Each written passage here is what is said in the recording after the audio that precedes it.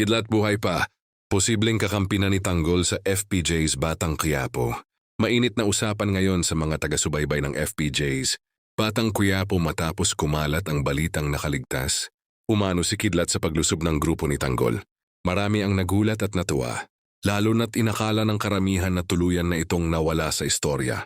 Sa mga huling eksena ng serye, makikitang nagkaroon ng matinding labanan sa pagitan ng kampo ni Tanggol at ng grupo ni Kidlat.